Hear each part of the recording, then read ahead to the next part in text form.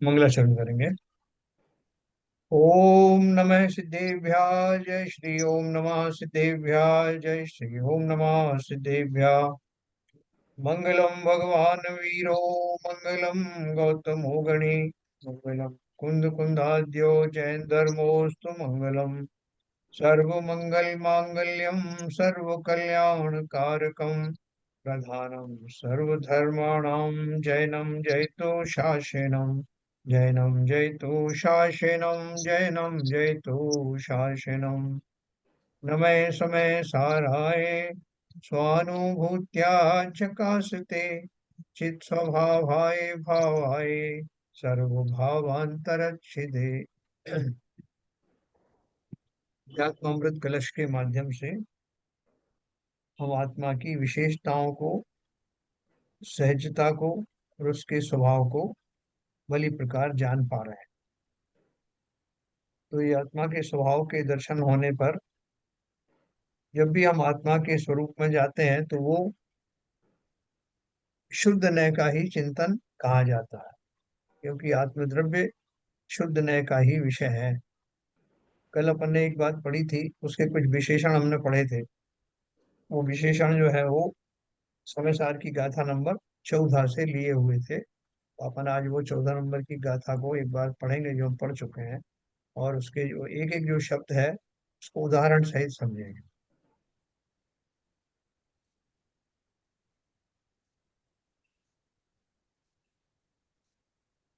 देखिए, अपन ने ये सब पढ़ा था।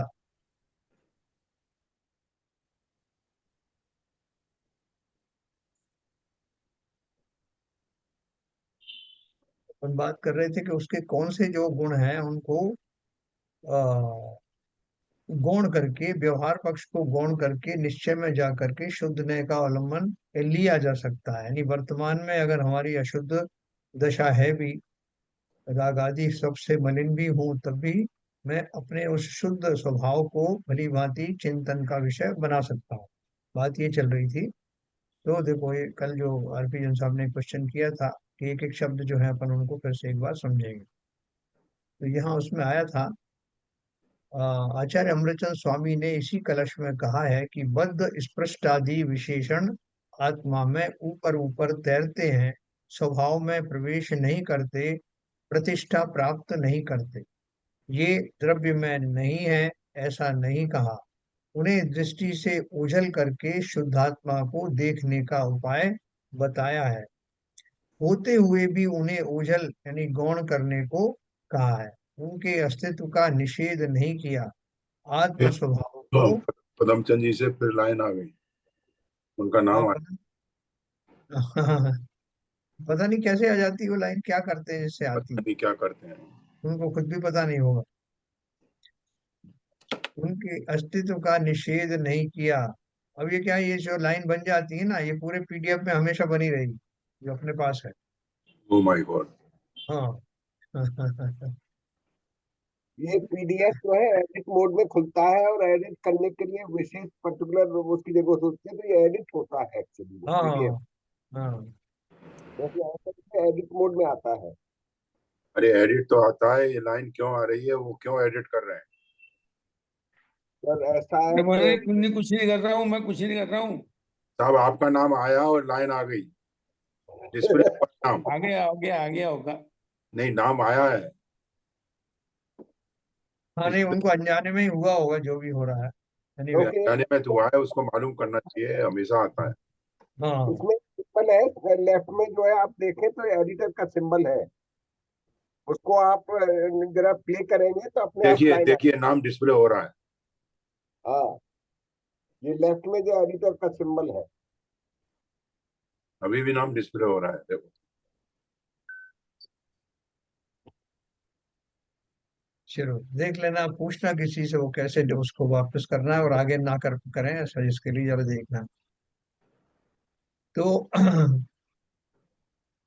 ये बोल रहे हैं कि जो गुण आ रहे हैं, पदमचंद जी अभी कुछ मत करिए आप, हैं जैसा हो गया हो जाने दीजिए। अरे ठीक है यार, मैं कुछ नहीं कर रहा हूँ। मुझे पता नहीं, आपका नाम डिस्प्ले हो रहा है, वो लाइनों के ऊपर आपका नाम डिस्प्ले हो रहा है। हाँ, हम्म, चलिए कोई बात नहीं।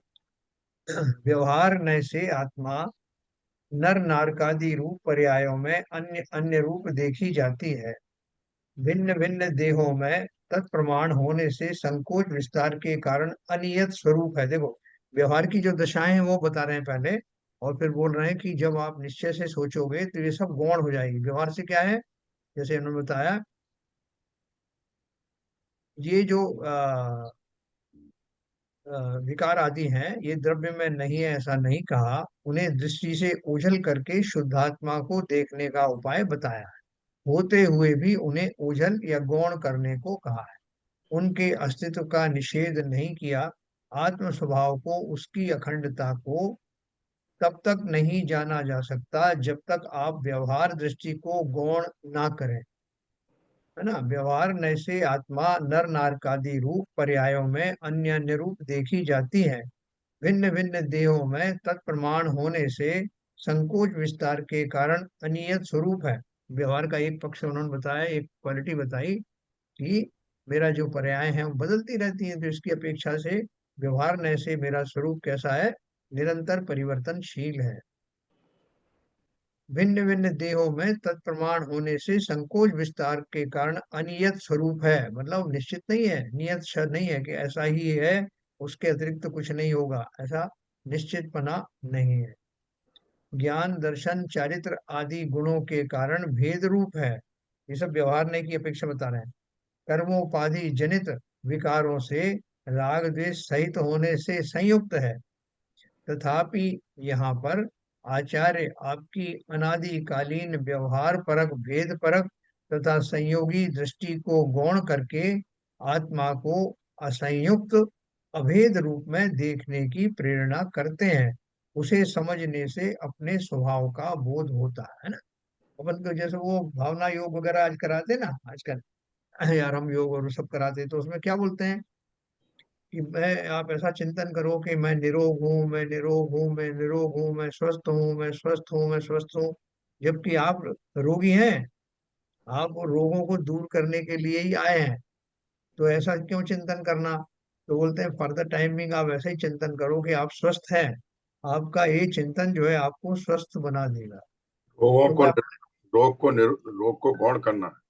कौन करना, है ना, उस फर्दर टाइमिंग उसको कौन कर देना, उसको बैकग्राउंड में डालना, वो तो आप हो, लेकिन उसको अभी आप उस विचार के लेवल पर उसको गौण कर दीजिए।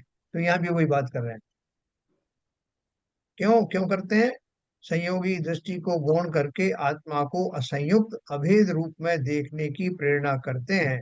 उसे समझने से अपने स्वभाव का बोध होता है, और फिर वर्तमान अशुद्ध अवस्था को, जो कि आचार्य श्री को अशुद्ध नय की अपेक्षा सम्मत है, दूर कर इस अवस्था में भी आत्मा की शुद्धता को जीव प्राप्त कर सकता है। ऐसा आत्म वस्तु का स्वरूप अबद्ध अस्पृष्ट अनन्य नियत अभेद तथा संयुक्त जानकर, हे उपादेय का भेद करके हे का त्याग व उपादेय का ग्रहण कराने का उपाय स्वरूप शुद्ध नय का प्रतिपादन किया है। व्यवहार का एकांत छुड़ाया है, तथा शुद्ध नय का विषय जो अब तक न समझा और न समझना चाहा था, उसे ग्रहण कराया गया है। तो देखो अभी इसके पहले की अगली की लाइन पढ़े, मैं ये आपको जो बता रहा हूँ कि ये सब जो कुछ हुई, आ, आत्मा के अंदर जो विशेषताएं हैं, जो जो शब्द इस्तेमाल किए हैं अबद्ध स्पृष्ट आदि, उनके बारे में अपन ने समय सार की गाथा नंबर 14 में पढ़ा। तो क्या पढ़ा था, मैं आपको एक बार पढ़ के सुनाता हूँ, तो आप सीधे वहीं चले चलेंगे। गाथा नंबर 14 है समय सार की, मैं किताब में से पढ़ के सुनाता हूँ। तो जो पश्यति अपाणम अबद्ध पुट्ठम अनानन्यम नियतम अविशेषम संयुक्तम तम शुद्धनयम व्याणी। हाँ, यह पश्यति आत्मानम अबद्ध स्पृष्टमनन्यकम नियतम अविशेषम संयुक्तम तम शुद्ध नयम विजानी। हिंदी में था, अबद्ध पुरुष अनन्य नियत अविशेष जाने, आत्म को संयोग विरहित भी कहे, जो शुद्ध नए उसको कहे। तो बोल रहे हैं, किसी ने प्रश्न पूछा था, ऐसे आत्मा की अनुभूति कैसे हो सकती है, कौन सी, अबद्ध, अनन्य, नियत, अविशेष और असंयुक्त आत्मा की अनुभूति शुद्ध नय है, और वह अनुभूति आत्मा ही है। इस प्रकार एक आत्मा ही प्रकाशमान है। शुद्ध नय आत्मा की अनुभूति या आत्मा सब एक ही है, अलग अलग नहीं। जब भी शुद्ध नय की बात कहो, आत्मा का चिंतन कहो, स्व का चिंतन कहो, है ना, स्वभाव का चिंतन कहो, तो ये सब आत्मा का ही चिंतन है, अन्य कुछ भी नहीं। क्यों नहीं है कुछ भी? क्योंकि मैं ही तो आत्मा हूँ, चिंतन मैं ही तो कर रहा हूँ स्व का। तो स्व का चिंतन करना, और किस अपेक्षा से करना? मेरे शुद्ध स्वभाव में मैं कैसा हूँ, ये चिंतन करना। तो वो चिंतन करते ही समस्त अशुद्धियां गौण हो जाती हैं, और कालांतर में उनसे मैं निवृत्त भी हो जाता हूँ। तो देखो उन्होंने बोला, ये एक एक शब्द का अर्थ उन्होंने बताया। जिस प्रकार, पहला, जिस प्रकार जल में डूबे हुए कमलिनी पत्र का जल से स्पर्शित पर्याय की ओर से अनुभव करने पर, देखने पर, जल से स्पर्शित होना भूतार्थ है, सत्यार्थ है। तो कमलिनी होती है ना, तो पानी के अंदर में वो खिलती है, होती है, लेकिन उसके ऊपर क्या है? जल, उसका स्पर्श हो रहा है कि नहीं हो रहा? हो रहा है। तथापि जल से किंचित मात्र भी स्पर्शित न होने योग्य कमलिनी पत्र के स्वभाव के समीप जाकर अनुभव करने पर जल से स्पर्शित होना अभूतार्थ है, असत्यार्थ है। कोई भी कहेगा कमलनी जल में है, तो जल में, जल तो उससे छुआ ही हुआ है, टच हो रहा है। लेकिन आप कमलनी का पत्र देखोगे तो उसके ऊपर एक बूंद भी ठहरती नहीं।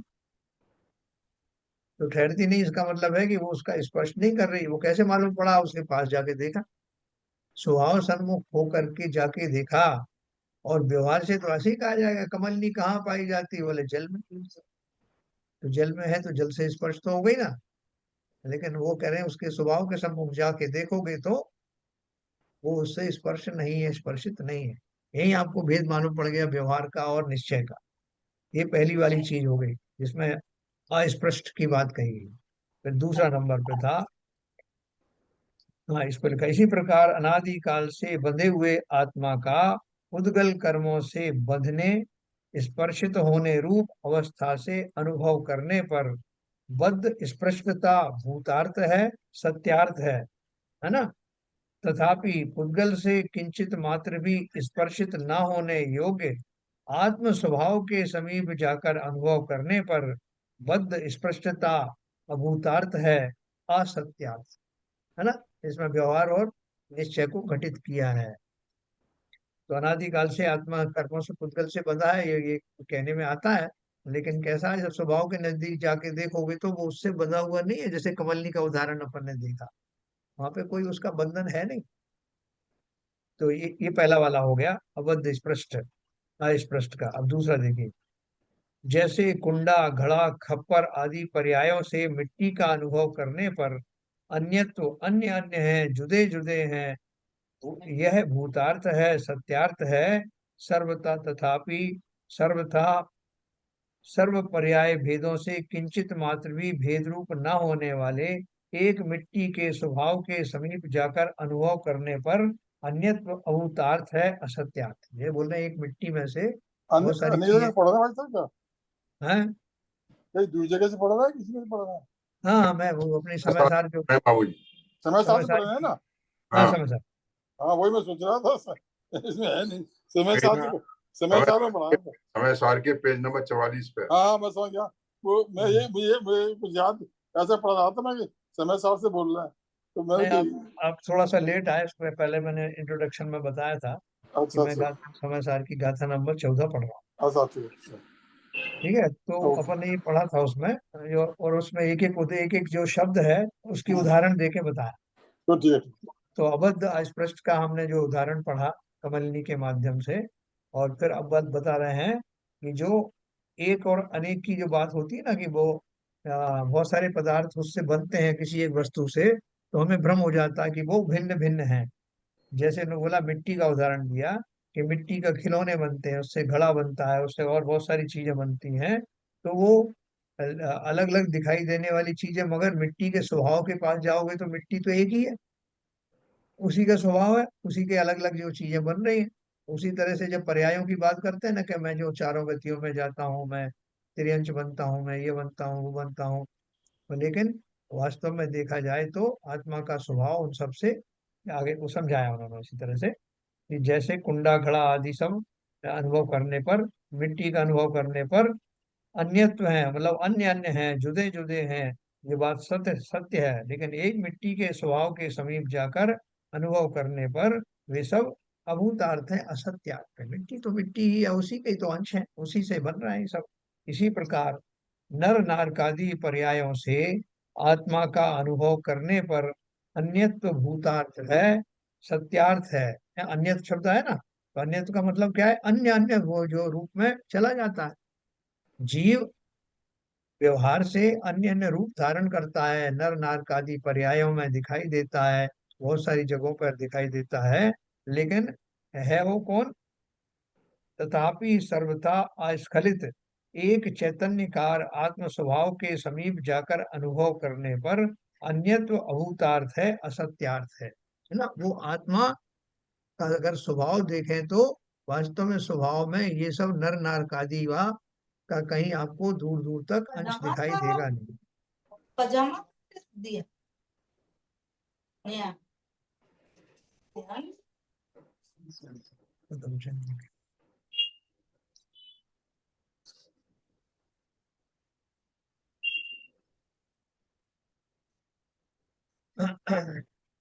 तो ये अपन ने दूसरा वाला शब्द देखा, जो कहते हैं कि अनन्य है। अनन्य का अर्थ क्या है? अनन्य अपने कहते हैं साहब मैं आपका अनन्य भक्त हूँ, तो अनन्य का अर्थ क्या होता है? वो आगे आएगा, अभी अपन चल रहे हैं अन्यत्व के बारे में। अन्यत्व में अलग अलग पर्यायों को देख करके ये मत मान लेना कि आत्मा अलग अलग रूप में रहता है। स्वभाव की नजदीक आओगे तो आत्मा का एक ही स्वभाव है, और ये पर्याय व्यवहार से ही होती हैं, ये उन्होंने सिद्ध किया। फिर तीसरा शब्द था नियत शब्द। नियत शब्द का अर्थ था कि वो जैसा है वैसा ही रहता है, वो निश्चित है ना। और उसको किसी प्रकार बदला नहीं जाता। जिस प्रकार समुद्र का वृद्धि हानि रूप अवस्था से अनुभव करने पर अनियतता भूतार्थ है, सत्यार्थ है। जब आप समुद्र को देखोगे तो उसमें ज्वार आता है, तो घट आता है, तो लहरें उठती हैं, तो आप कहोगे साहब ये समुद्र में तो बहुत सारी वेराइटीज होती रहती हैं, वेरिएशंस होते रहते हैं, तो ये इसका कुछ नियतपना नहीं है, एक निश्चितपना नहीं है। तो बोलते हैं लेकिन समुद्र के नित्य स्थिर स्वभाव के समीप जाकर अनुभव करने पर अनियतता अभूतार्थ है, असत्यार्थ। जब समुद्र को आप पास जाके देखोगे, इसका स्वभाव देखोगे, तो आपको लगेगा इससे कुछ बदलता नहीं है, ये तो उसका जो है इस तरह ज्वार भाटे आदि उसकी पर्याय मात्र हैं। लेकिन समुद्र अपनी गंभीर अवस्था और अपने गुणों के कारण निरंतर समुद्र ही बना रहता है, नित्य ही वैसा बना रहता है। ठीक उसी प्रकार से आत्मा की शिमली दी है। इसी प्रकार आत्मा का वृद्धि हानि रूप पर्याय भेदों से अनुभव करने पर अनियतता भूतार्थ है, सत्यार्थ है। तथापि नित्य स्थिर आत्म स्वभाव के समीप जाकर अनुभव करने पर अनियतता अभूतार्थ है, असत्यार्थ है ना। तो ये जो दो तरह से भी आप इसको जो देख सकते हो, वृद्धि हानि रूप में जैसे अलग अलग शरीरों में जाता है तो छोटा बड़ा संकोच विस्तार रूप से होता है, एक तो वो लगा सकते हो। दूसरा उसके अंदर में अगुरु लघु गुण के कारण में जो उसके गुणों में किंचित षटगुणा हानि वृद्धि होती रहती है, वो देख लो। तो वो दोनों ही दशाएं मात्र पर्याय हैं, लेकिन आत्मा का स्वभाव तो स्थिर है, निश्चित है और निरंतर है, उसे कोई बदलता नहीं। अनुभव करने पर अनियतता अभूतार्थ है। सबकी बात यही कर रहे हैं कि ऊपर ऊपर से जो दिख रहा है वो वास्तव में स्वभाव की अपेक्षा से सत्य नहीं है।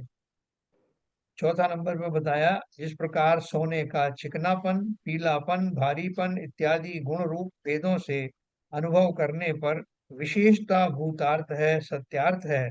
तथापि जिसमें सर्व विशेष विलय हो गए हैं, ऐसे स्वर्ण स्वभाव के समीप जाकर अनुभव करने पर विशेषता अभूतार्थ है, असत्यार्थ। जैसे इसमें एक शब्द आया है कि आत्मा कैसा है? अविशेष है। अविशेष है मतलब मतलब उसमें जो शेषपना, जो विशेषपना नहीं है क्या? हमें तो बहुत विशेषपना लगता है कि वो चैतन्य है, वो ज्ञान गुणों से भरा हुआ है, उद्गल आदि के जो गुणों से विलक्षण है। और आप बोल रहे हैं कि उसमें कुछ विशेषता नहीं है। हमें तो बहुत विशेषताएं दिखाई दे रही हैं। बोले बिल्कुल दिखाई देंगी। ये विशेषताएं तो जो दिखाई दे रही हैं वो किस कारण से, व्यवहार दृष्टि से दिखाई दे रही हैं। जैसे सोने का बता रहे हैं कि सोने में जो अपन जाके देखते हैं भाई सोना क्या होता है, तो सोने की क्वालिटी बताई जाती है कि उसका सब वो, उसका घनत्व जो है 19 पॉइंट समथिंग होता है, वो चिकना होता है, वो पीला होता है, ये उसकी विशेषताएं हैं। लेकिन समस्त स्वर्ण ऐसे ही होते हैं, तो वो उसका अविशेष पना हो गया, सामान्य पना हो गया। बोले भाई साहब आज मैंने एक सोना देखा, वो पीला था और वो भारी था, चिकना था। बोले अरे सोने तो सब ऐसे ही होते हैं, इसमें क्या खास बात है? सर तो उस इसमें अपेक्षा, हाँ विशेष में आ शब्द सब में क्यों लगाया है? हाँ अविशेष लिखा है ना। न अविशेष आ क्यों लगाया है? आ लगा के तो अविशेष बना। अविशेष, विशेष हाँ क्यों नहीं लिखा? विशेष क्यों नहीं लिखा, केवल विशेष? तो यही तो आपको समझा रहा हूँ हाँ, कि विशेष जो, उसको आप समझिए, जो जो गाथा मैं समझा रहा हूँ कि विशेष का अर्थ क्या है, देखो उदाहरण वही दी जा रही है। ये विशेष का अर्थ तो समझ गया। हाँ तो अविशेष मतलब वो विशेष नहीं है किस अपेक्षा से, यही तो आप सुनिए तो सही। अच्छा यही बात विश्लेषण चल रहा है अभी, एग्जैक्टली वही विश्लेषण चल रहा है जो आप पूछ रहे हो। देखो वो क्या बोल रहे हैं कि जैसे सोना है, जब सोने की व्याख्या की जाती है तो अपन उसके अलग अलग गुणों का वर्णन करते हैं कि उसमें क्या विशेषता है, सोना धातु में क्या विशेषता है। तो बताया जाएगा कि वो पीला होता है, वो चिकना होता है, उसका स्पेसिफिक ग्रेविटी इतना होता है, वो नोबल होता है, उसमें जंग नहीं लगती, सारे गुण बताओगे। तो आपने जब ये तो उसका एनालिसिस करने के लिए, जब कोई पूछे कि सोना कैसा होता है, लेकिन अगर किसी ने ये कहा कि भाई साहब आज मैंने ऐसा सोना देखा कि जो पीला था, जो चिकना था, जो कभी इसमें जंग नहीं, ऐसा मैंने सोना देखा, तो आप उससे क्या कहोगे कि सोना तो सब ऐसे ही होते हैं, इसमें क्या खास बात। ये जितनी जितनी क्वालिटी आपने बताई है, जो विशेषताएं बताई हैं, वो सोने की सभी सोने में होती है। इसलिए सोने की अपेक्षा आपके सोने में कोई विशेषता थोड़ी। आपके पास का सोना, मेरे पास का सोना, सभी सोनों में वो विशेषता होने से ये तो सोने का अविशेष पना हुआ, सामान्य पना हुआ है। स्वभाव की तरफ जब जाओगे तो वो स्वभाव, जैसे जीव स्वभाव की बात कर रहे हैं साहब, मेरा जो जीव है ना, आपको मालूम है कैसा है? वो सब पर्यायों से रहित है, वो गुणों की खान है, चैतन्यता वाला है, ज्ञान गुणों से संपन्न है। ये सब विशेषताएं, उद्गल आदि के गुण उसमें नहीं है, और वो सदा काल रहता है। ऐसा मेरा वो आत्मद्रव्य है। आपके बारे में क्या राय है साहब, आपका आत्मद्रव्य कैसा? तो उससे कहेंगे भैया ये जो तुमने विशेषताएं बताई ये आत्मद्रव्य की हैं, लेकिन समस्त आत्मद्रव्य ऐसे ही होते हैं, इसलिए वो कोई खास बात नहीं है ना। आत्मा के स्वभाव की अपेक्षा से अविशेष है, और अन्य द्रव्यों के मुकाबले में उसमें विशेषपना है। तो अब मैं तो उसके स्वभाव के ऊपर दृष्टि डाल रहा हूं ना, इसलिए अविशेषपने की ओर मेरा मन जा रहा है। ठीक है सर, क्लियर हुआ कुछ? या तो उन्होंने ये बोला कि सर्व विशेष विलय हो गए, जिस प्रकार सोने का चिकनापन, पीलापन, भारीपन इत्यादि गुण रूप भेदों से अनुभव करने पर विशेषता भूतार्थ है, सत्यार्थ है, तथापि जिसमें सर्व विशेष विलय हो गए हैं, ऐसे स्वर्ण के स्वभाव के समीप जाकर अनुभव करने पर विशेषता अभूतार्थ है, असत्यार्थ है। क्या विशेषता की बात कर रहे हो? आप बहुत बड़ा चढ़ा के बोल रहे हो भाई साहब कि साहब मेरी आत्मा ऐसी है, आपकी पता नहीं कैसी है, फलाने की करना कैसी है। बोले सबकी वही है। आत्मा शब्द की जब बात करोगे तो आत्मा सब समान। इसी प्रकार आत्मा का ज्ञान दर्शन आदि गुण रूप भेदों से अनुभव करने पर विशेषता भूतार्थ है, सत्यार्थ है, तथापि जिसमें सर्व विशेष विलय हो गए हैं, ऐसे आत्म स्वभाव के समीप जाकर अनुभव करने पर विशेषता अभूतार्थ है, असत्यार्थ है ना। काय की विशेषता है? समस्त आत्म द्रव्य ऐसे ही है। अब आत्म द्रव्य की बात कर रहे हैं ना, तो आप उसको उससे ही हम समझ गए, तो प्रमाणिक शब्द है। अब उसकी व्याख्या करने की जरूरत नहीं है, साहब मैंने आत्मा देखा, आत्मा के अंदर ऐसा ऐसा होता है, हमें पता है। आत्मा शब्द ही वो उन चीजों से, उन गुणों का धारी है, इसलिए वो कोई विशेष बात नहीं कह रहे हैं आप, वो अविशेष है आत्म, जहां तक आत्म द्रव्य के स्वभाव का सवाल है। ठीक है, इस तरह हमने ये इसके चार पढ़े। पांचवा है संयुक्तता और असंयुक्तता। है ना, अपन ने पढ़ा कि व्यवहार दृष्टि से वो कर्मों से संयुक्त है, बाकी निश्चय नय से संयुक्त नहीं है, असंयुक्त है। जिस प्रकार अग्नि जिसका निमित्त है, ऐसी उष्णता के साथ संयुक्तता रूप, तप्तता रूप अवस्था से जल का अनुभव करने पर जल की उष्णता रूप संयुक्तता भूतार्थ है, सत्यार्थ।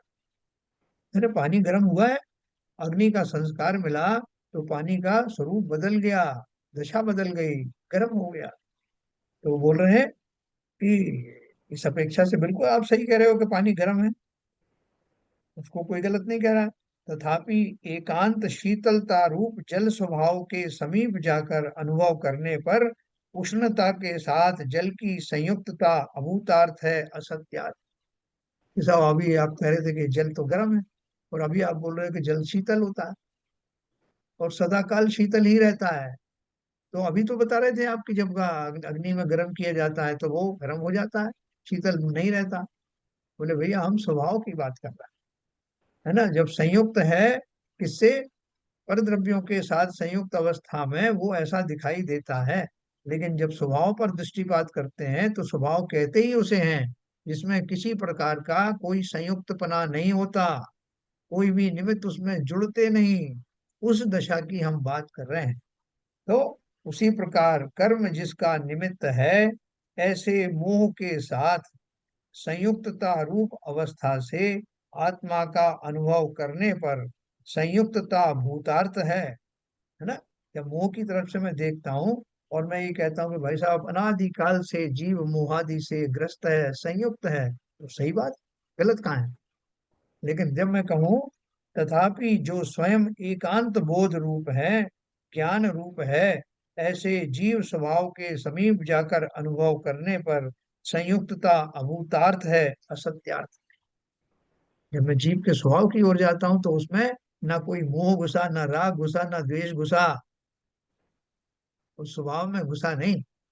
व्यवहार नय से था, उन संसारी अवस्था में अवश्य था, जिसमें परद्रव्य निमित्त थे, कर्मादि निमित्त थे, लेकिन स्वभाव की दृष्टि से उसमें ये कोई भी पर पदार्थ प्रविष्ट होते नहीं।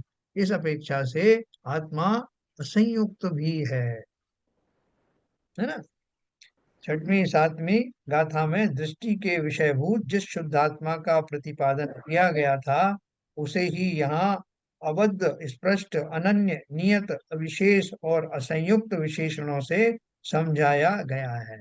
अनन्य का अर्थ भी यही था ना, कि मैं आपका अनन्य भक्त हूँ। इसका अर्थ क्या है कि मैं अन्य अन्य गुरुओं को अपना गुरु नहीं मानता, मैं एकमात्र आपको ही मानता हूँ, इसलिए आपका अनन्य भक्त हूँ।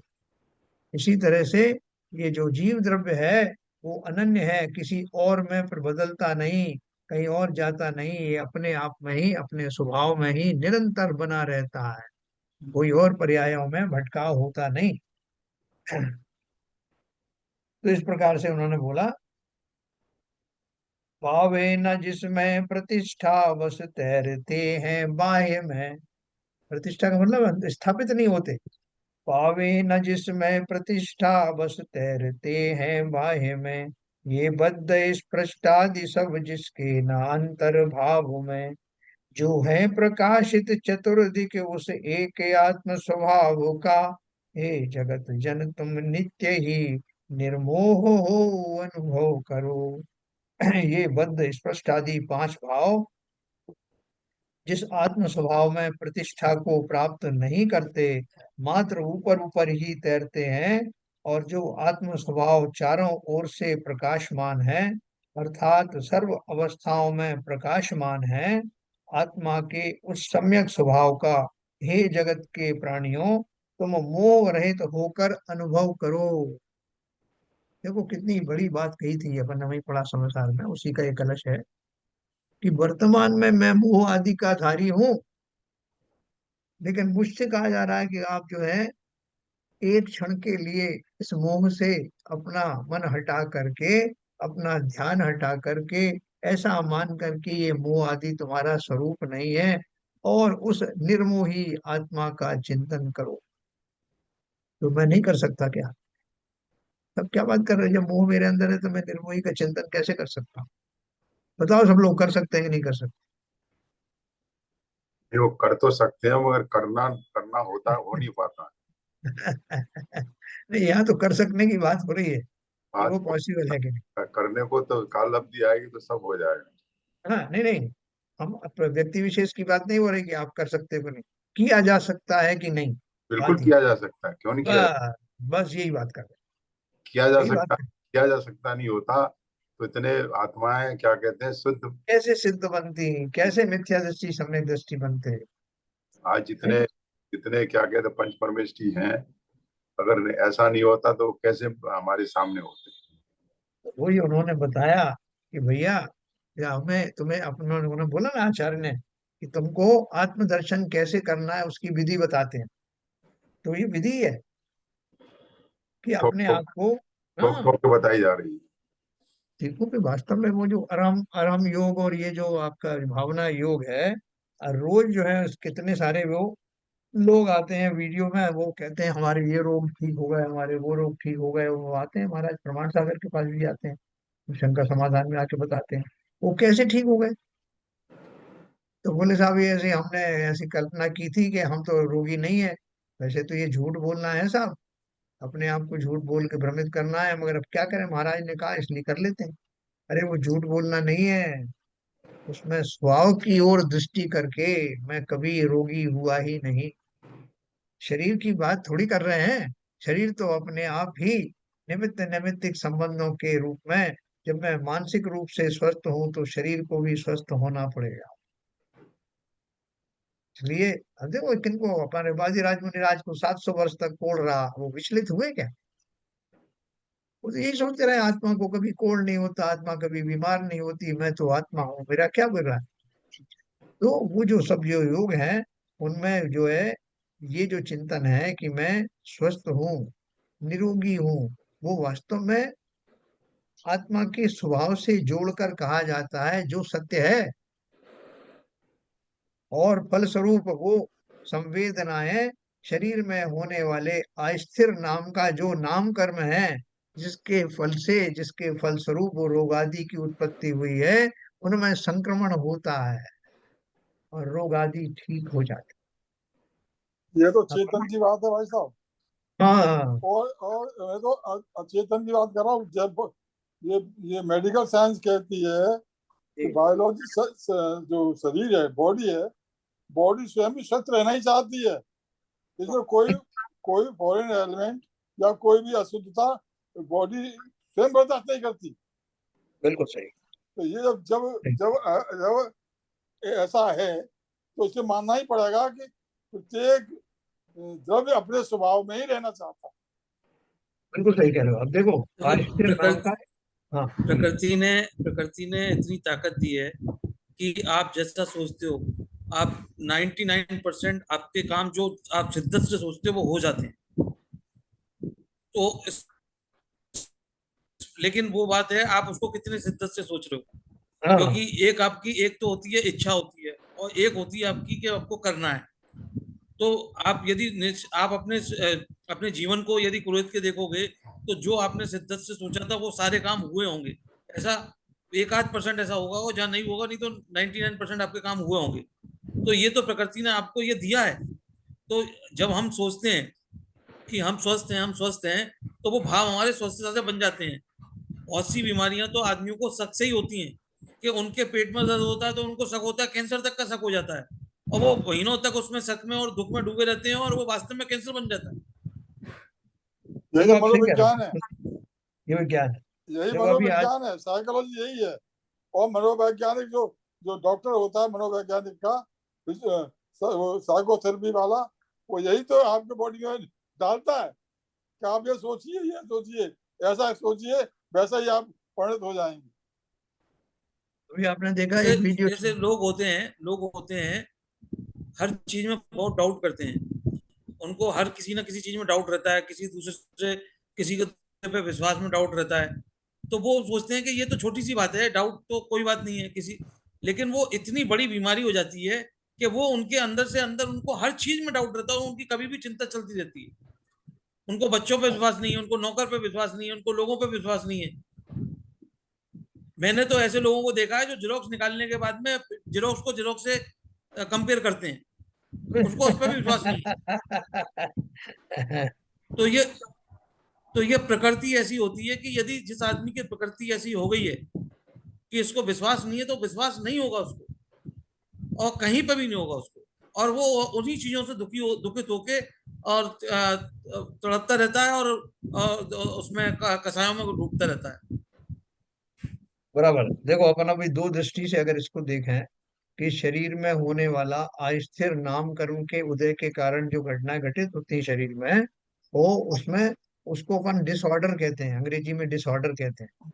और आयुर्वेद में बोलते हैं कि वात पित्त कफ का इम्बेलेंस। ये अलग अलग नाम है शरीर में होने वाले रोगों के।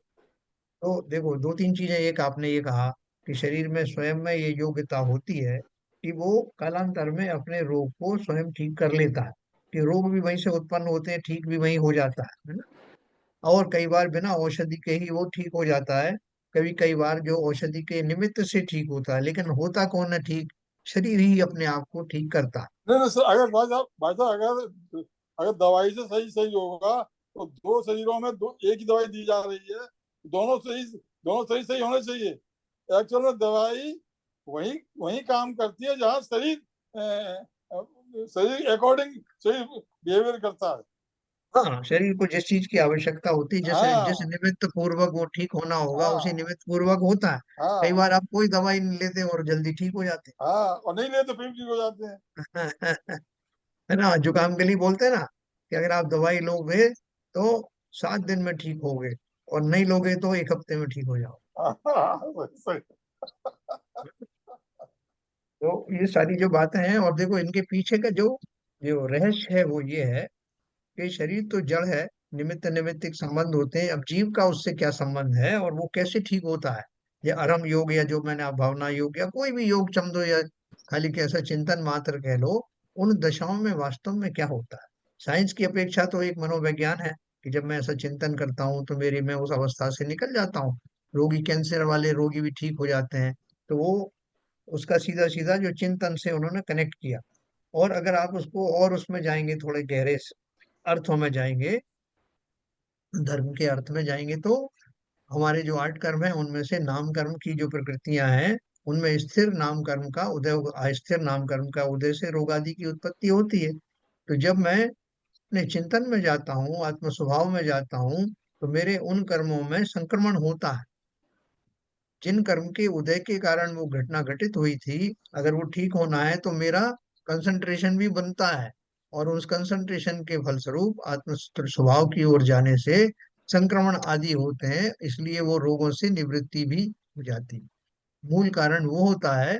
और बाकी दूसरे कारण आपके ये साइकोलॉजी और ये सब जो है भाई मनोविज्ञान साहब आदि। एक बात और भी, साइकोलॉजी वगैरह से जी। चिंतन करने से शरीर में श्राव होने लगता है, श्राव हाँ मतलब हाँ, जो वो मेडिकल जो वो जो हार्मोन जिससे हार्मोन्स जिससे होते हैं, हाँ। हाँ हार्मोनिक, हाँ right you are, harmonic changes होने लगते हैं ऑटोमेटिक, और वो बिल्कुल बिल्कुल। वही चेंजेस जो है बॉडी को सही करते हैं।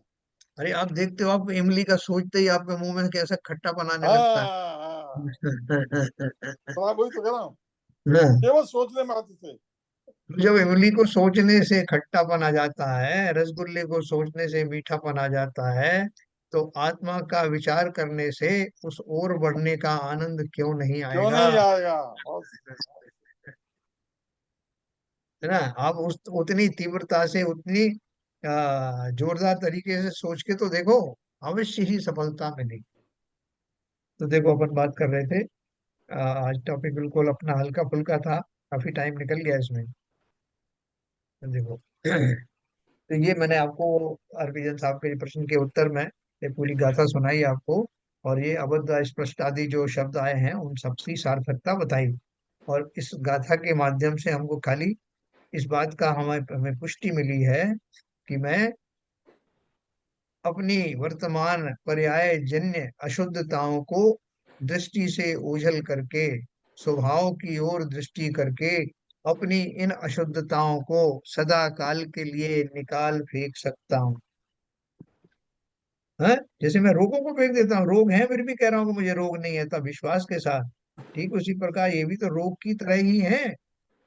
आत्मा के स्वभाव का आश्रय लेते ही ये रोग तुल्य वस्तुएं निकल जाती हैं, सदा काल के लिए निकल जाती हैं, और जीव मिथ्या दृष्टि से, अनादि का मिथ्या दृष्टित्व वाला जीव सम्यक दृष्टि बन जाता है। ये कितना अभूतपूर्व! और क्या करना है इसके लिए? कहीं जाना नहीं, कहीं आना नहीं, किसी से कुछ मांगना नहीं, स्वयं ही स्वयं का चिंतन करने से ये अभूतपूर्व निधियां प्राप्त होती है। अब आचार्य उस परमात्मा स्वरूप आत्मा को एक बार देखने की प्रेरणा करते हैं कि भैया तुम एक बार देख तो लो। अरे क्या देख लें साहब, दिखाई देता नहीं है, आप कहते देख तो लो। तो देखो क्या बोल रहे हैं। ये कलश है, कलश नंबर 12। भूतम भांतम भूतमेव रस सानिर्भिद्य बंधम सुधी यद्यंत किल को अप्यो कलयति व्याहत्य मोहम हठात आत्मात्मानुभवै भवैक्य गम्य महिमा व्यक्तो व्यक्तो वयमास्ते ध्रुवम नित्यम कर्म कलंक पंक विकलो देव स्वयं शाश्वत है। क्या बोल रहे हैं? अरे यदि कोई बुद्धिमान पुरुष अपने त्रिकरण रूप जबरदस्त पुरुषार्थ से मोह को दूर कर भूतकालीन, वर्तमानकालीन और भविष्यकालीन तीनों समयों के कर्म बंध को भेद ज्ञान के बल से शीघ्र भेद कर अपने अंतरंग को देखता है, तो उसे नित्यम यानी सदा अनाद्य अनंत एक ज्ञायक स्वभाव वाला, कर्म के कलंकों से रहित, अपनी आत्मा के स्वानुभव से ही जिसकी महान महिमा जानी जा सकती है, ऐसा यह आत्मा जो स्वयं शाश्वत देव है, परमात्मा है, निश्चय से प्रकट अनुभव में आएगा। हैं? तो देखो, हमारी जो बुद्धि है वो कितनी पैनी है उसके ऊपर निर्भर करता है। रावत बाटा में एक बार हम लोग होली खेल रहे थे, तो एक सज्जन थे, उनके बेटे ने खूब सारा रंग लगा लिया अपने ऊपर, और उसको पता था कि मैं इतना रंग लगाने से मेरे पापा भी मुझे पहचान नहीं पाएंगे। तो वो गया अपने पापा से, उसने सिद्ध किया अपने दोस्तों को। तो उसने बोला कि बताओ, अपना नाम लेके बताया कि वो अंकल वो कहाँ गया है, महेश कहाँ गया है, अंकल महेश कहाँ गया है। अब वो महेश उन्हीं का बेटा था, वो खुद स्वयं था महेश, लेकिन अपने पिताजी से पूछ रहा था, और पिताजी ने उसकी तरफ देख के और बोला कि बेटा पता नहीं कहाँ है, अभी तो यहीं खेल रहा था, कहाँ गया है। सामने बेटा खड़ा हुआ है और बाप नहीं पहचान रहा है। वो बेटा पहचान रहा है कि ये मेरा बाप है, क्योंकि बाप के ऊपर तो कुछ रंग लगा नहीं था। अब आप सोचिए, वो और दूसरे कोई होते तो वो इस बात की बड़ी मजाक भी बनी कि बाप ने अपने बेटे को नहीं पहचाना, लेकिन सदा काल ऐसा नहीं होता, बहुत सारे लोग उन दृश्यों में, उन अवस्थाओं में पहचान भी लेते हैं। तो ठीक इसी प्रकार से आचार्य कह रहे हैं कि अपनी दृष्टि को इतनी पैनी बनाओ कि बाहर के जो आवरण है उनको भेद करके तुम्हारी दृष्टि चली जाए कि वस्तु स्थिति क्या है। क्या बोला उन्होंने? यदि कोई बुद्धिमान पुरुष जबरदस्त पुरुषार्थ से मोह को दूर कर भूतकालीन, वर्तमानकालीन, भविष्यकालीन तीनों समयों के कर्म बंध को भेद करके ज्ञान के बल से अपने अंतरंग को देखता है ना, ये जो ऊपर ऊपर की अशुद्धियां हैं उन सबको भेद के तो देखते हो ना। नारियल में गोला है तो कैसे देखा जाता है कि भाई साहब इसके अंदर गोला है, वो कैसे पता? हम जानते हैं ना कि बाहर का ये खोल है, ये खोल निकलने के बाद में गोला प्रकट होगा, ऐसा हमारा दृढ़ विश्वास है। और उस पुरुषार्थ के, उस विश्वास के आधार पर जो पुरुषार्थ करूंगा उससे गोला अवश्य ही प्राप्त होगा। तो क्या करना है? कैसे देखूं आत्मा का? बोल रहे हैं कि ऐसा ज्ञान के बल से शीघ्र भेद कर अपने अंतरंग को देखता है तो उसे सदा अनादि अनंत एक ज्ञायक स्वभाव वाला, कर्म के कलंकों से रहित, अपनी आत्मा के स्वानुभव से ही जिसकी महान महिमा ज्ञानी जानी जा सकती है, ऐसा यह आत्मा जो स्वयं शाश्वत देव है, परमात्मा है, निश्चय से प्रकट अनुभव में आएगा। एक बार आरंभ योग कर लो, कौन सा वाला कर लो, भावना योग कर लो, कौन सा वाला कर लो, शरीरों को दूर करने की कामना से रहित, अपने वर्तमान पर्यायों को गौण करके अपने स्वभाव में दृष्टिपात करो, अवश्य ही कल्याण होगा और मैं पर्यायों से, इन बाह्य पर्यायों से रहित हो जाऊंगा सदा काल के लिए। कितना सरल तरीका है? कितना सरल और सुगम और प्रूवन तरीका है, प्रमाणित तरीका है।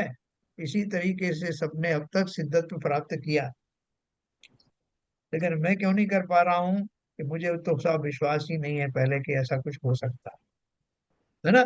और क्या कारण है भाई शैलेंद्र जी हमारा, तुम्हें क्यों नहीं मिल पाया ये अभी तक? सिद्धत्व मिल सकता है हमको? देखिए एक तो जो अभी जो बात हो ही रही थी कि अपनी जो शिद्दत से वो चीज चाहिए नहीं तो कैसे मिलेगी वो। हाँ तो हम लोग उसको जो उस चीज को, एक तो उसका टाइम, दो चीजें उसमें, एक तो समय, आपका जो काल अवधि भी आनी है हाँ और वो सारे निमित्त मिलने हैं तभी होगा वो तो है ही है। लेकिन आपका जो कोशिश है, यदि आपने वास्तव में वो विचार कर लिया है तो वो जरूर जरूर आपको मिलती है, जरूर किसी ना किसी रूप में आपको प्राप्त हो जाती है वो। लेकिन आपका कितना भाव है उसमें, कितना आपकी उसमें ऊर्जा कितनी लगी हुई है आपकी, हाँ हाँ हाँ। उस पे पूरा की पूरा रहता है। और आपकी, आप चाह तो रहे हो लेकिन आपकी ऊर्जा दूसरी चीजों में लगी हुई है तो आपको कैसे मिलेगी। नहीं, देखो एक चीज तो आपने बहुत अच्छी कही है, तो ये पुरुषार्थ की बात हुई। एक चीज थोड़ी सी आपने अभी गौण की है, कोई और बताएगा? सर नीरजा जी बता। सर हाँ ऐसा आपने प्रश्न पूछा अभी तक क्यों नहीं हुआ, हाँ तो उसका बेसिक प्रश्न ये है, पहले तो मालूम ही था कि अभी तक तो सिद्धत होता क्या है। हाँ बेसिक चीज तो ये है, हम लोग केवल बाह्य क्रियाओं में लगे रहते हैं। ये आत्मा के बारे में, आत्मा क्या होती है, सिद्धत क्या होता है, किस तरह प्राप्त किया हुआ होता है, ये सारा स्वाध्याय विवेचन से प्राप्त हुआ। जी। अब थोड़ा ज्ञान हुआ है, अब पुरुषार्थ करने की जरूरत है, और पुरुषार्थ करने के लिए चिंतन करने की जरूरत है। चिंतन करने के लिए क्या कहते हैं, दृढ़ संकल्प की जरूरत है। आप जो बात कर रहे थे अभी भावना योग की या अरहम योग की, सबसे बड़ी चीज होती है विल पावर।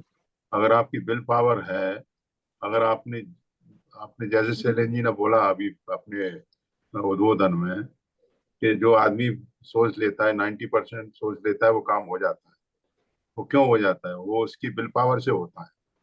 उसने अगर डिटरमाइन कर लिया है कि मुझे ये करना है, तो वो काम वो अवश्य होगा। अगर उसने हाफ हार्टेडली काम करेगा तो वो कभी सफल नहीं होगा। बहुत सही आपने बात कही है।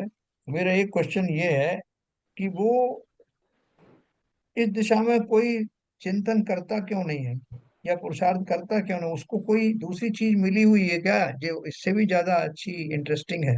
नहीं सर, एक्चुअल में एक्चुअल में एक मिनट बाबू जी, सबसे बड़ी चीज ये है, पहले भी मैंने कई बार आपने प्रश्न किया है, उसका एक ही जवाब दिया है। हम पुराने संस्कारों से इतनी बुरी तरह से ग्रसित हैं कि हमारा उस तरफ चिंतन करने का भाव ही पैदा नहीं होता। हम हजार कोशिश कर रहे हैं, कुछ न कुछ क्या कहते हैं, ऐसी समस्याएं, ऐसी वातावरण बनता है कि हम उस तरफ मुड़ ही नहीं पाते हैं। तो जब तक क्या कहते हैं उन पुराने संस्कारों से निकलने के लिए हमारा प्रयास नहीं होगा, उसकी काल अवधि नहीं आएगी, तब तक कुछ नहीं हो सकता। बड़ा बढ़िया है, बोलिए हाँ बाबू जी साहब, बोलिए। मैं हाँ, ये कह रहा था, जब तक हम फोकस नहीं कर पाएंगे तब तक कुछ नहीं होगा। हम्म अब हमने देखा कई के जो सामान्य तौर से जब सूरज की किरणें आती हैं और जब लेंस लगा करके हम केंद्रित कर देते हैं तो आग तक लग जाती है। तो हम अपने अपने चिंतन को कंसंट्रेट करके आत्मा के ऊपर रखेंगे तो उससे जो पेनिट्रेटिंग पावर है ना, जो आपका कर्मों को भेद करके इनको देख करके सीधा हमें आत्मा का सापेक्ष आत्मा का दर्शन हो सकता है। ये जो पुरुषार्थ है अपन कर नहीं पाते या हमारा करने का मन नहीं होता? कंसंट्रेट कर सकते हैं, कर तो सकते हैं, लेकिन कंसंट्रेट करते नहीं है। नहीं, क्यों नहीं करते? हमको उससे ज्यादा अच्छी कोई चीज मिली हुई है क्या? भाव नहीं बनते। हम जानते हैं ना, हम जानते हैं, भाव नहीं बनते। देखो, अगर जीव कोई सुखाभास बोला में जाए। फंसे हुए हैं, हाँ, बोलिए बोलिए। सुखाभास में फंसे हुए हैं, निश्चय में नहीं जा रहे हैं। हाँ, क्यों क्यों नहीं जा ये रहे? वो ये इसीलिए नहीं जा रहे, मिथ्यात्व से ग्रसित हैं। बताओ। करना चाहते हैं लेकिन उधर इंक्लाइंड ही नहीं हो पाते, हमारा डिटर्मिनेशन नहीं होता है। वही संकल्प वाली बात, काल लब्धि बात जो सबने कहा, उसी वही सब बातें हैं। देखो, एक एक मैं इसमें थोड़ा सा वेरिएशन बताता हूँ, हालांकि वो सब इससे जुड़ा हुआ है। जिस तरह से कोई जीव बीमार होता है तो वो नहीं चाहता कि उसकी बीमारी निरंतर चलती रहे। वो ये इनके इन प्रकार जिसने जो दवाई बता दी वो करता है, किसी भी तरीके से वो स्वस्थ होना चाहता है, क्योंकि रोग ठीक नहीं है ये उसको विश्वास है। रोगों में आनंद नहीं मानता। लेकिन हमारा संसार कैसा है कि शरीर रूपी जो भोग आदि हैं, पंचेंद्रिय के जो विषय हैं, जो वास्तव में रोग के समान है, हम उनको छोड़ना चाहते नहीं। हम रोगी तो समझे अपने आप को, हम रोगी समझते ही नहीं है। हम तो इस आवास में सब सुख मिल रहे हैं, यहाँ पर हर प्रकार के आराम है। तो हम अगर एक्चुअल आप सही कह रहे हो, अगर हम रोगी समझे अपने आप को तो रोग करने के लिए हमारा प्रयत्न करें। बने। हम रोगी हाँ, समझते नहीं है, हम तो समझते ही नहीं है। मस्त देखिए घूम रहे हैं। हाँ, हमें दो तरह का विश्वास नहीं है। देखिए पहला तो हाँ, देखिए बाबूजी ने बहुत बड़ी बात कही, हम उसको रोग समझते ही नहीं है। अपनी जो रोज मर्रे की मान माया, लोभ, कसाय, इन्हीं में पड़े रहते हैं, इन्हीं में सुखावास देखते रहते हैं। हाँ, बिल्कुल सही बात कर रहे हो साहब। अगर एक दिन भी हमें इससे विरोध हो जाए तो हम रास्ते पे आ जाएं। तो ये सब कहने की बातें हैं, प्रैक्टिकल में करने के लिए कोई तैयार नहीं है सर। बिल्कुल सही कह रहे हैं आप। अपन इनको एंजॉय करते हैं ना, अपनी कषायों को हम एंजॉय करते हैं। वही तो कह रहा हूँ, एंजॉय करते हैं। मायाचारी कर ली तो एंजॉय कर लिया, मान कसाय कर लिया तो एंजॉय कर लिया, मेरे को कुर्सी क्यों नहीं दी, इसके ऊपर क्रोध कर लिया तो वो क्या कहते हैं, वो एंजॉय कर लिया कि देखो मैंने उसको बोल दिया, समझे। और कोई आपकी चाल अगर कामयाब हो गई तो अंतर अंतर मन में बहुत खुश हो रहे हैं, या देखो मैंने ऐसा चाल चली कि सारा काम मेरा बन ही गया। बिल्कुल बिल्कुल बिल्कुल बिल्कुल सही, और अंदर खुश हो रहे हैं अपना। बिल्कुल बिल्कुल। ये भावनाएं सामान्य रूप से दिखाई दे रही हैं और हो रही हैं। तो पता ऐसी माहौल में आप आत्मा की चिंता की बात कर रहे हो यार। वही है, हमने वो सब अपनी कषायों को एंजॉय किया। हमने उनको भली प्रकार से माना कि यही तो है, इन कषायों के फलस्वरूप जो मेरी इच्छाएं आदि जन्य हैं वो उनकी पूर्ति होती रहे, काहे का स्वर्ग और काहे का मोक्ष। ठीक है, इसलिए ये मोक्ष जाने के जो उपाय हैं, जितनी शिद्दत से, जितनी गंभीरता से मैं अपने रोगों को दूर करने का प्रयत्न करता हूँ, ऐसा मेरे ये जन्म जन्म के रोगों को दूर करने वाली मेरी प्रवृत्ति क्यों नहीं बन पा रही है, मैं उस दिशा में क्यों नहीं बढ़ पा रहा हूँ? क्योंकि इन रोगों को मैंने अब तक वैसा बुरा समझा नहीं। जिस दिन समझूंगा उसी दिन मेरी काल लब्धि आ जाएगी। विश्वास नहीं होगा ये सुनाम मिलेगा। हाँ, दूसरी बात ये भी है कि संसारी अवस्था में जो कुछ मिल रहा है, हमको लगता है ऐसा नहीं कि 2 ही दिन से जाए हैं। जो कुछ यहाँ मिल रहा है वो भी छूट जाएगा, आप पूजा पाठ में घसीट ले जाओगे, कहीं अलग शुल्लक बना दिया तो और मुश्किल हो गया, मुनि बन गए तो फिर तो बस एक एक भोजन के लिए तरस जाएंगे, शाम का भोजन का क्या होगा है। इसलिए साहब हम इस चक्कर में पड़ते नहीं। फिर तलाश करना पड़ेगा ब्रह्मचारी से, ब्रह्मचारी जी जो नमक ज्यादा डाल देना, मिर्च कम डाल दे। सर ऐसा है, अगर बन गए तो दूसरे घर में आग लगाने का मौका कैसे मिलेगा? अरे भैया बनने के बाद भी आग लगाने वाला तो आग लगा नहीं नहीं, वो तो छोड़ दो, इन बातों को छोड़ दो। बात तो इस जन्म की हो रही है सर। नहीं चलिए बहुत बढ़िया है। तो ये हमारा जो चिंतन है, डिस्कशन है, उसका खाली एक सार इतना है कि वास्तव में वो सारी सुविधाएं जो रोग आदि को दूर करने के लिए आवश्यक होती हैं, वो सब हमें भी मिली हुई हैं। लेकिन हम कहाँ चूक रहे हैं, हम अपनी वर्तमान अवस्थाओं में प्राप्त प्राप्त कषाय आदि को रोग समझ ही नहीं पा रहे हैं। संसार दशा को रोगी अवस्था समझ नहीं पा रहे हैं। इसलिए हमें उस सुख रूपी जो अवस्था है उसके ऊपर में बहुत ज्यादा विश्वास नहीं होता, बहुत ज्यादा हमको उसमें कोई इंटरेस्ट नहीं आता। तो इसी चर्चा को अपन कल और आगे बढ़ाएंगे। अभी समय हो गया। जिनवाणी स्तुति करेंगे संजय प्रकाश।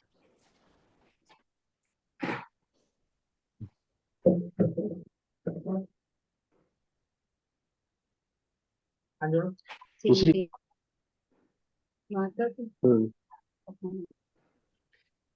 माता तू दया करके करे मोह से छुड़ा देना, इतनी सी विनय तुम्हें से चरणों में जगह देना। माता में भटकता हूँ माया के अंधेरे में, कोई नहीं मेरा है इस कर्म के रेले में, कोई नहीं मेरा है तुम धीरे बता देना। माता तू दया करके करे मोह से छुड़ा देना।